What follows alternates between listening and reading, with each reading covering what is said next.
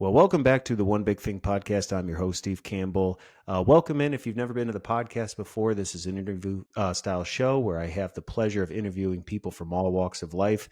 And today, I always say these are special ones because they are to me. I have Coach Phil Fulmer on with me today. If you're here celebrating Coach, welcome. I hope this isn't your last stop on the One Big Thing. But Coach and I are going to spend some time today sharing of his rich history, his involvement in football, but also family life. I've seen him as a grandfather. And really, our connection came by way of being at sports fields, him celebrating his grandkids.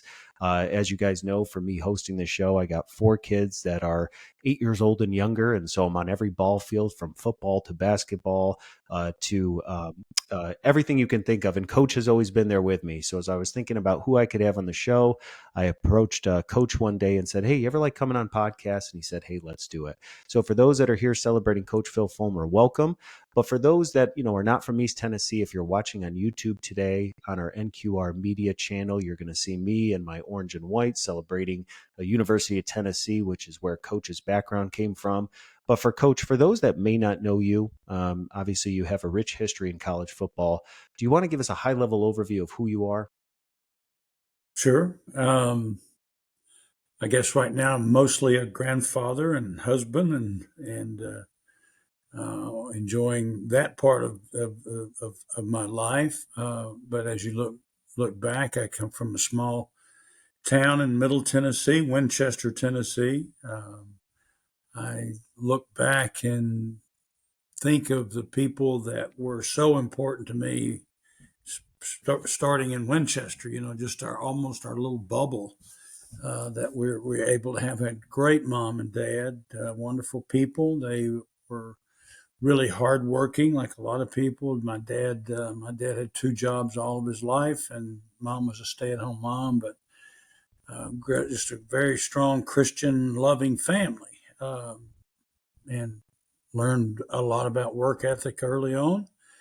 And I just appreciate, oftentimes tell this, how there were teachers and counselors and coaches that were in my life very early, that showed us a lot outside of the bubble. So now we fast forward all these years, and I'm on the field still, but with my grandchildren, hopefully giving them kind of the same kind of appreciation for other people and for sports and all that it brings to you, from character building and commitment, sacrifice, and all those things we talk about athletics. I lived that, and then as we got older, I realized that hey, I got a chance at this, and I was hoping to get some small college opportunity somewhere eventually. And again, our coaches, baseball coach was a wonderful Christian man and strong, and led us in that direction. And FCA became very important to us, Fellowship Christian Athletes, during that time, and and our other coaches as well. They all had their impact on me and a group of us. And we had, I'm not bragging about this, but we didn't have a very good team early on. A lot of new guys. A lot of the seniors didn't stay out with our football team, and our coach kind of built us from the ground up. And we saw how a challenge can become an opportunity for us. And we took a group of kids that hadn't played very much, and we weren't very good. And then the next year and the next year and the next year, we ended up state. We didn't have actually quote state champions at the time, but in the state, we were one of the best teams, certainly. So played in the big bowl games and all those kind of things. And so realized, hey, this hard work thing does pay off, and these people that we have surrounded ourselves with are uplifting and helping us along the way. I have a group of friends that from that time, that era, that are still just best friends. We're getting to that place in life where we lose somebody every now and then. but we've all stayed really, really close. And I can't tell you enough about my upbringing, and it was just, it was like Mayberry almost, and then the influence that all my coaches and teachers had. And then I had a chance to come to Tennessee. I looked around, quite a bit. Alabama was great then, and as they are now, and having a chance to play for Coach Bryant. My coach was a big Coach Bryant guy, so actually early on committed to go to Alabama because of Coach Bryant. And how naive we are, that somebody convinced me that he was too old and he was going to retire. And I look back, he wasn't that old, but I was afraid he wasn't going to be there. And Coach Dickey had come to Tennessee as the head football coach, and they beat Alabama in 1967. So I just thought, one, it was in state, but I was really excited about Coach Dickey being a young, energetic, exciting coach. Had the whole state, happy and pleased with what they were doing. So I changed my mind. Tried to get my dad to tell Coach Bryant for me, because we didn't have all the communications thing we had back then. Just had phone, and I did not want to tell him. I mean, that was so hard to do, and of course he's a professional guy, and he said, "Well, you might not ever beat us, but good luck to you," the kind of thing. For a 17-year-old guy, that's a big deal to have to tell Coach Bryant. So come to Tennessee. A goal had always been to play linebacker at Tennessee. They had all this lineage of great linebackers that had come through them in my time as they do now. And but that wasn't to be, and I figured out pretty quickly I need to find a place to play. There was all these All SEC and All American guys in front of me that was I going to be willing really to wait that long, and I moved to tight end, moved from linebacker to tight end for a few days, and then they found a spot, that the first day of spring, we had a freshman team, and we got through that, but first day of practice in spring football, I was the 6th team left guard. Now they don't even have 6 guards anymore. There was, the numbers were so much different. There was a couple hundred guys on the team, and you hope to find a way to, to play there, and I did. We busted a rear and found a way to play a lot as a sophomore, and then more as a junior, and then started as a senior, and we ended up one of the co-captains of the team, which is still one of the greatest honors I've ever had. So got through that and decided that I wasn't sure what I wanted to do, and in life, I was taking all these different tests to find my strengths and all those kinds of things, and I thought I was going to go to Procter & Gamble and go to work, and of course I'm shortening all this quite a bit, but Coach Battle came to me, who had become the head coach, still a great friend, wonderful man, and he said, you probably could be a pretty good football coach. You ought to try it, and I'd already graduated. I was working on my master's, and I was going to be there anyway. So I said, sure, I'd like to try that, but I'd like to go back and coach defense, which I came to do at Tennessee anyway. And and plus I had a guy named Gary Wyant, who was the secondary coach, who I later hired as the coach. And I saw how he impacted the kids, the same as my high school coach has had. Baseball, basketball, football coaches back in high school, he had that same personal relationship, and it really struck me that I could do this, and I could, I might get a job someday coaching somewhere, in high school or whatever. Never really dreaming that I'd have the opportunity, and then one of our coaches on the staff. First of all, they gave me lots of duties that they didn't really usually give to graduate assistants. A car and go recruiting. That was all legal, obviously. I scouted. Right out of the box. I learned from maybe the best coach I've ever been around, George Caffago. He takes me that spring, and I'm going to all these stadiums and seeing all these places, and I'm actually learning from the person that's scouted for 40 years for them, how to watch a game. And so I had this wonderful opportunity to go all over the country and do all the scouting and come back and stay up all night.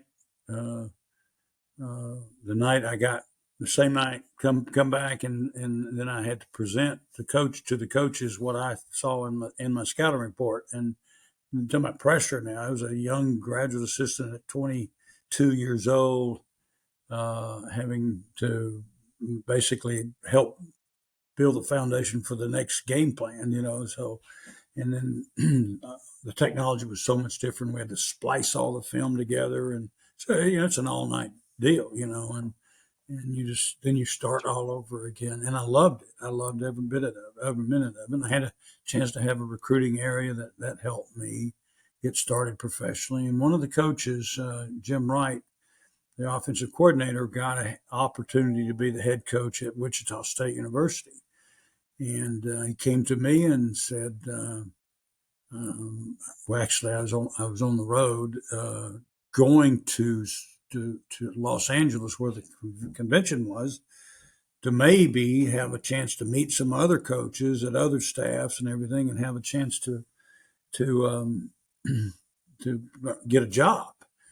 And I never made it to Los Angeles because he called me en route, and I was about 2/3 of the way there driving. So that was in a Pinto with another buddy, yellow Pinto, and it's a wonder we made it out of the county. So I look forward to talking to Coach Wright, and he hired me on the spot, and here I show up to Wichita, Kansas, without a coat. It's dead winter. I have to go buy a coat and bust my rear getting off the plane because you had to go down the steps and fall down. But I was so excited.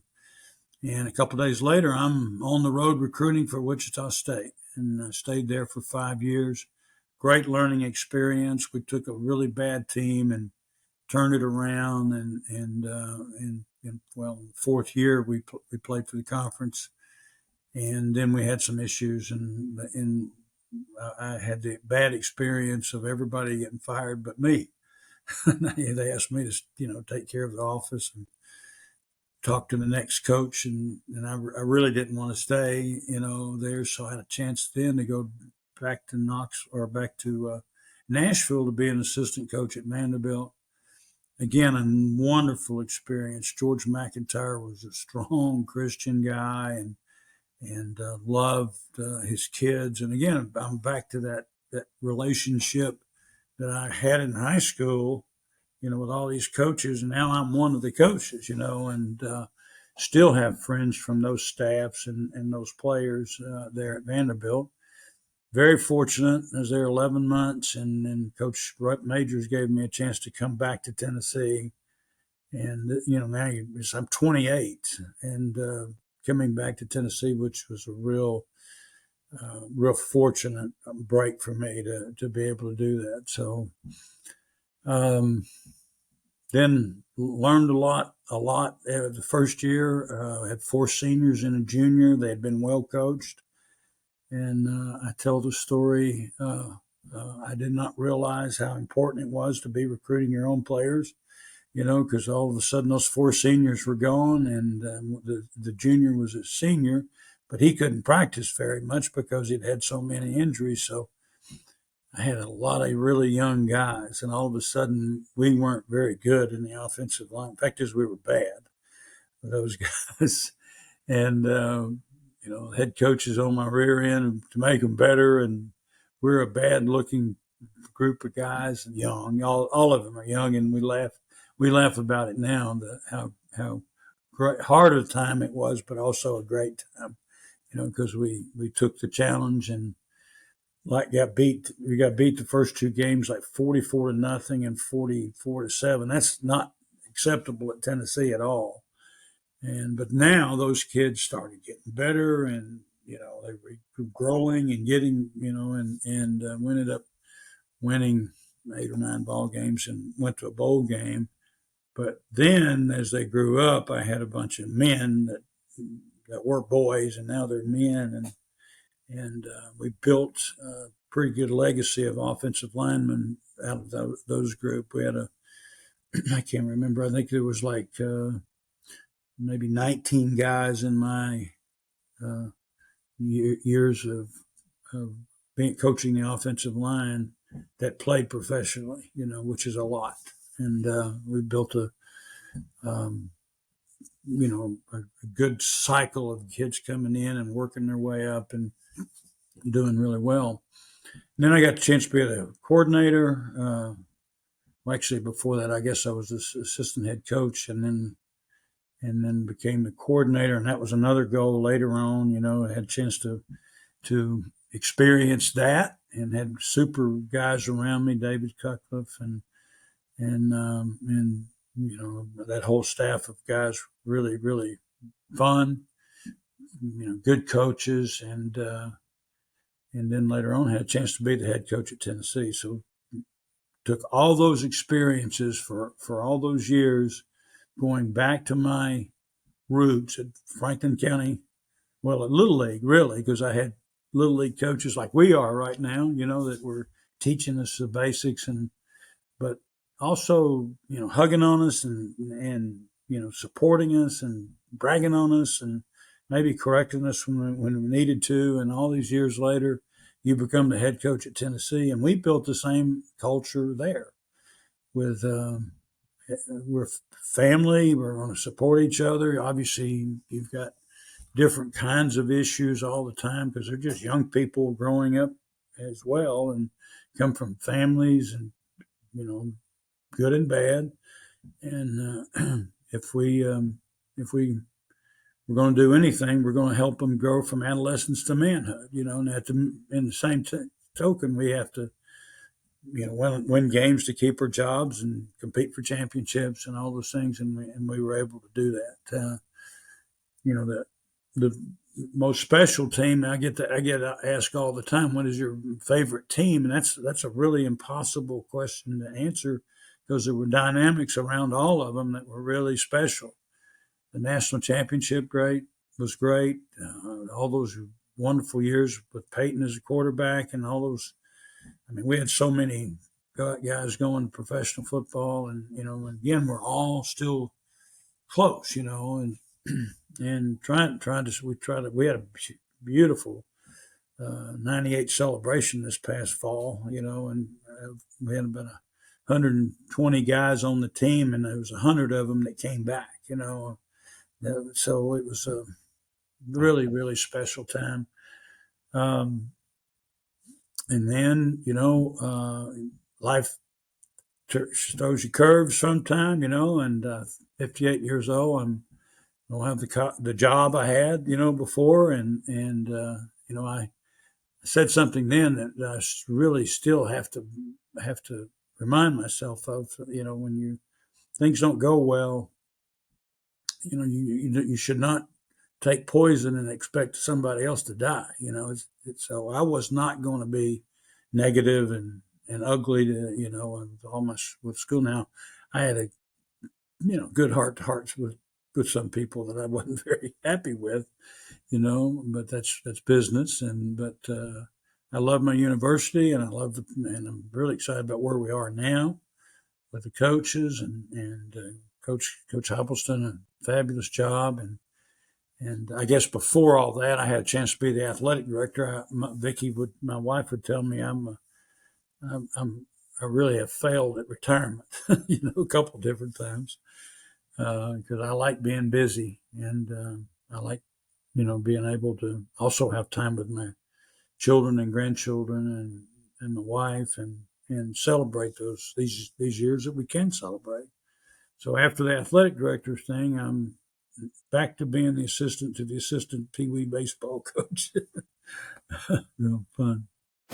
Hey everyone, Steve Campbell. Thank you so much for listening to this episode. If it's made an impact on you, I would love to take a moment to ask you to subscribe to this podcast so you never miss an episode. But I would also love for you to leave a 5-star rating and review. Your ratings and review help other listeners know that this show is worth their time. So thank you so much for tuning into The One Big Thing, and let's enjoy the rest of the episode. Well, and I think what's great about your story is I've seen you on a field now with your grandkids, but you've coached some very prolific. For any sports fan, Peyton Manning is such a well-known hot commodity. But even me, being a huge Dallas Cowboys fan, one of my favorite tight ends to come out of the University of Tennessee was Jason Witten, and watching his work ethic. But I think what's great about your story, and which is, again, if you're new to this podcast, it's not just about celebrating the 1998 national championship and all the high water marks. It's the curveballs, it's the twists in the road, it's the plot twists that no one could have, ever thought were coming, which makes us all human beings. And I think for a lot of people out there today, they're trying to make sense of the season that they're in right now. And with your story, you were at Tennessee working in the role that you were in, and you got this opportunity at Wichita State. I love that you were the only person that survived cuts and was asked to stay on, which I think is a testament to who you are as a person.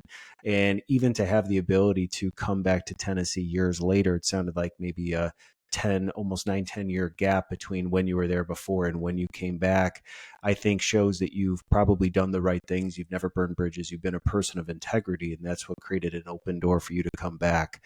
But between all of the coaching successes, even just the big life lessons learned, you have such a rich history here in East Tennessee where people celebrate you as a coach because, again, you did something which is very hard to do, which is you won at the highest level in NCAA football. And that kind of gravitas follows you wherever you go. But I get to just see you as a grandpa on the sideline. And, now it may not be coaching a Peyton Manning, but I see it's your coaching your grandkids. And I'm sure that there are life lessons that when you talk with your children or even your grandkids that you can pull from your story about what you learned and what grandpa's gone through. So if you had the opportunity, I guess today, as before we came on this show, I said, a lot of your listeners are going to be like me, 37 years old, so mid 30s, 40s, they're married, they're trying to navigate marriage, they're trying to navigate, building careers much like you did, as well as just honoring their children and taking care of them. If you had an opportunity that, not maybe to sit in front of your athletes, but just everyday people that are trying to figure out this game called life, what would be those wisdom nuggets that you would share backwards about just life perspective, showing up? You don't win every game in life, but, what are those life lessons that if you had the opportunity to share with somebody today, you think might still resonate in 2024?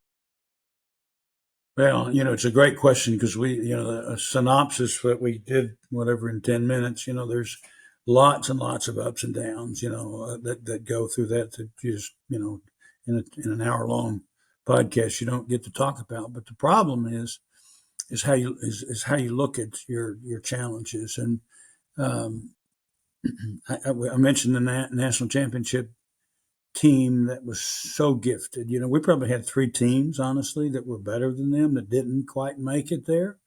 If we had the playoff system then that we have now, we would have certainly been in the mix, and maybe 5 or 6 of those. But it was, those hard times that mold you the most. And really look back. If you've got the right kind of foundation, and I would include my wife, my friends, supportive, that lift you up when those times there. Just surround yourself with the right kind of people to begin with. But I look back at my favorite team is probably the '94 team that Heath Schuler had graduated. Actually, not graduated, but he'd gone early to pro football, and I understand that it's big business. Had 19 million good reasons to go, to pro football.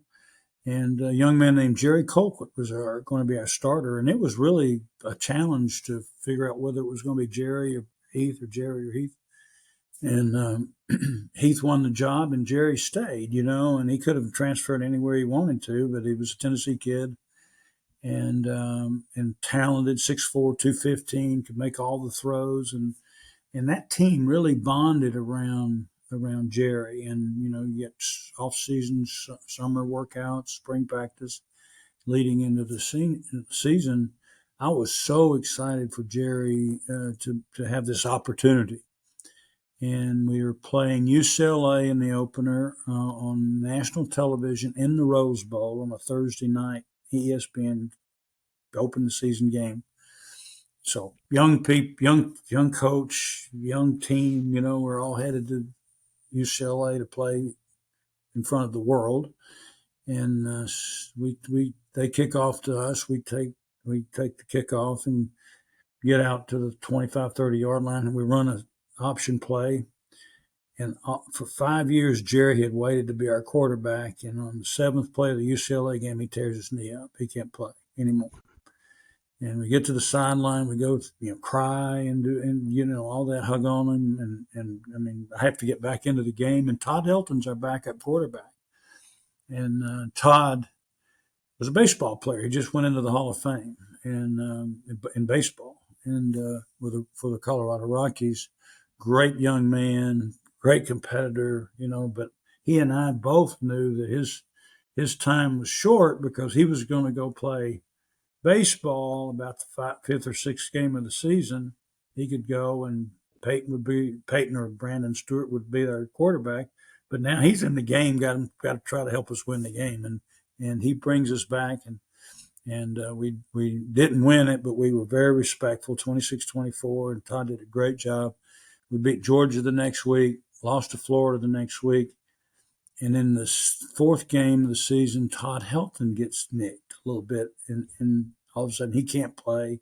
Not bad, thank goodness. But now we got to play the quarterbacks. What happens a lot of times with young guys, they make mistakes, and we have 5 turnovers and lose to a team that we're better than, Mississippi State. I'm telling this long story to lead to a point. So, I mean, we're 1-3. And it's not fun at all to be 1-3 as the head coach of Tennessee. So, but we had a real crossroads to navigate. And I asked the coaches, I said, I want you to think of 2 things on each side of the ball that you can do better that has nothing to do with the rest of the team. And your side of the ball. And they worked at it for a couple hours, and we came up with some things. And I met with a team that night, and you could tell their mode wasn't. They weren't in a good place. They were hunkered down, not looking, setting up, not looking into coach, everything, and they were beat up and getting ready. Thought they were getting ready to get beat up again. And I said, guys, here are 2 things on each side of the ball that we can do better as coaches. And you could almost see the life come back in their demeanor, and they sat up and they were listening. Now they're it's not just their fault, right? So I said, whatever number of games we've got left, 8 games we've got left, I don't know how many of them we can win, but if we pull together and get healthy and we go to practice every day to be the best that we can be, we can turn this season around. And that is probably my favorite team, because out of the ashes that we were in, we won 7 of the next 8 ball games and won the bowl game. And most of all, we laid the foundation for what turned out to be the best era in modern Tennessee football history. So out of that really, really hard time that we had, we made something great out of it. And that's because we did have the foundation. We did have the culture. We did have the leadership. We did have the will to fight back.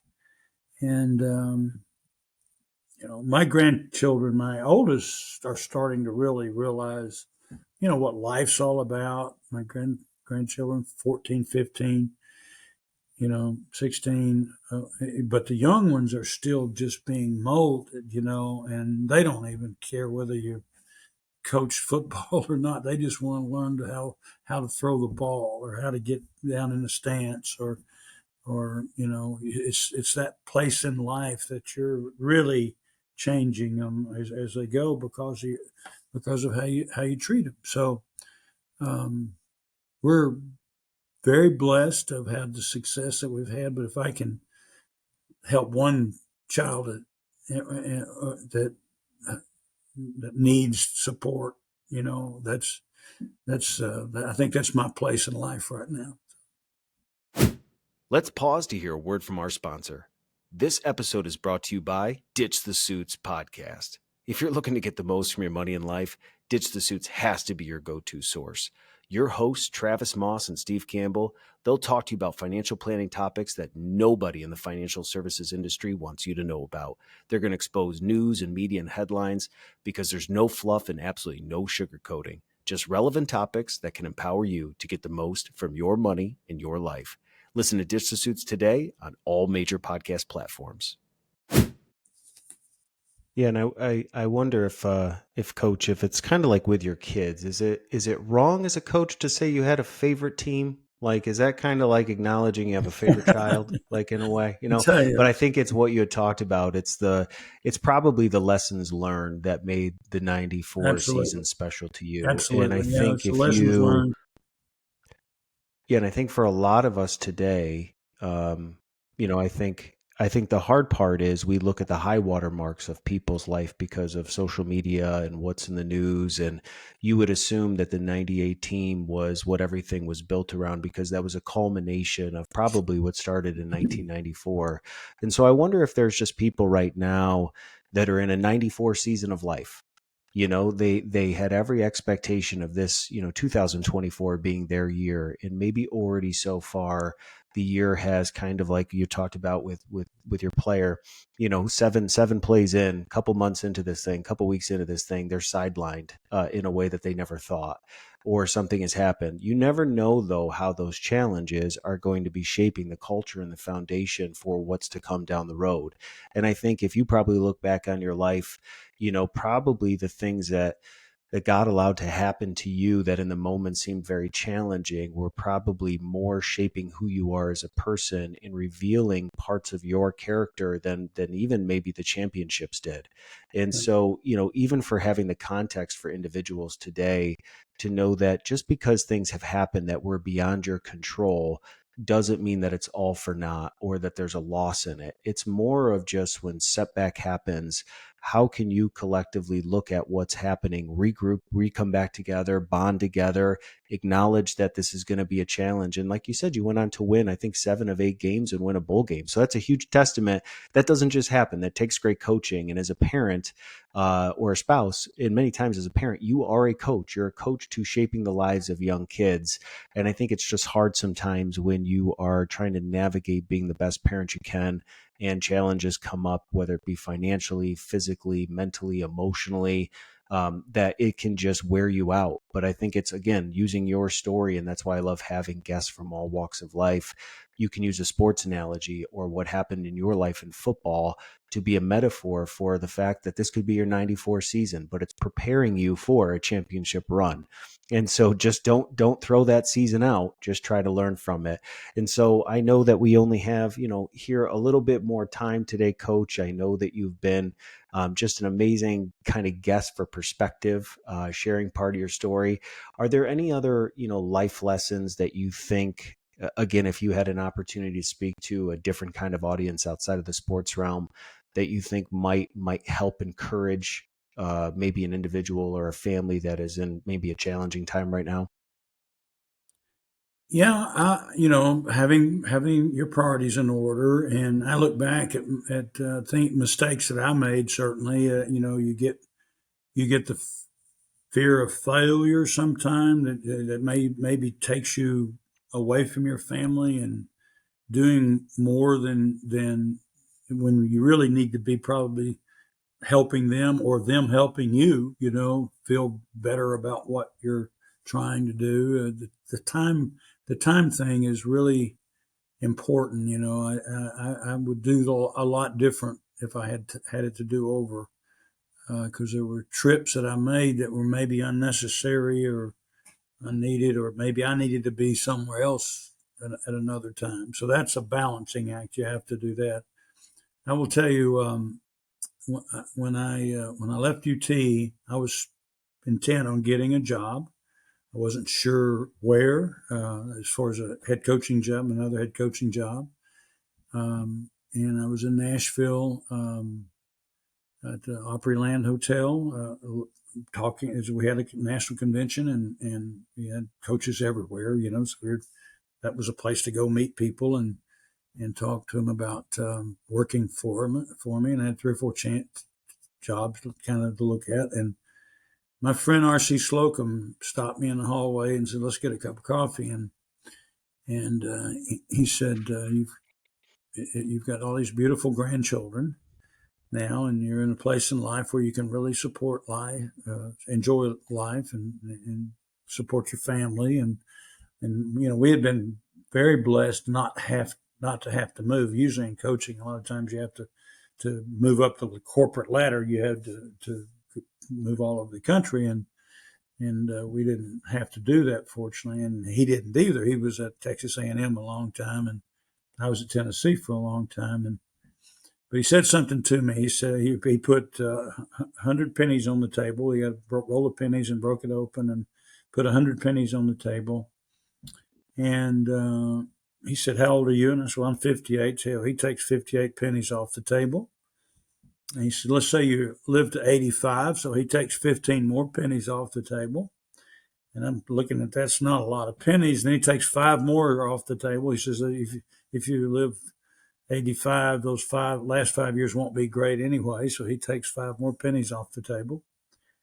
And he said, "This is the real point of this whole thing. It's very important to count your pennies, but it's more important to make your pennies count."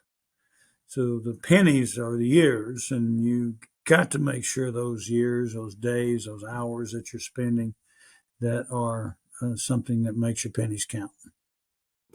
Well, and I think, for you, having somebody with your experience, your accolades, I think that it is an honor of mine to have a platform that the Lord has given me to be able to steal 40, 50 minutes with somebody who, in many of our eyes is legendary because of what you've been able to do on a football field. But I will tell you that I have not only witnessed over the years watching football myself, all of your accolades. I think it's just very cool to now see, standing on first base as a first base coach in Little League, or sitting on against the wall, just in, a sweatshirt and shorts supporting your grandkids. I think it's that you have continued to invest in individuals your entire life, whether it be a coach or as a dad, or, even as a grandparent, and seeing the kind of support that you give to your family here locally, I think is something that, many of us that are trying to lead well by example, trying to develop principles within our own families of values. Because again,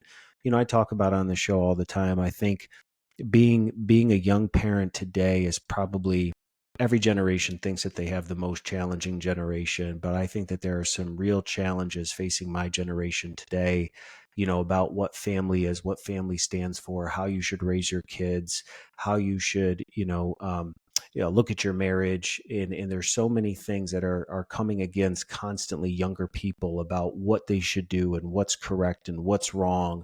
And I think when you have somebody that you have the opportunity to watch lead their family well by example, it's a great opportunity for you to say, what is it about Coach Phil Fulmer that allowed him to lead so well? That's something that I can champion myself after. So for those that have maybe never heard part of your rich history and story of coaching, from being a player all the way up through being an assistant to leading all the way to a national championship and your role as an athletic director, you've done some of the most high pressure stake things. Being a college football coach in the SEC, I've learned very quickly, is probably one of the most high pressure stakes roles that you can be in. But I want to help the listener understand, don't discount the fact that maybe you don't have a platform that everybody sees. Just because you may not be, behind a podium or behind a microphone or owning a business, don't negate or don't look down or devalue the role that you play in this life, especially if you're married and you have little kids at home.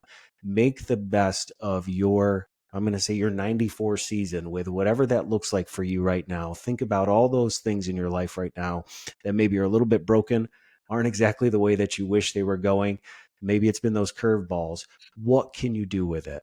And if you had listened to Dr. Selking from a couple of episodes ago, she is the mental performance coach for LSU football with Brian Kelly.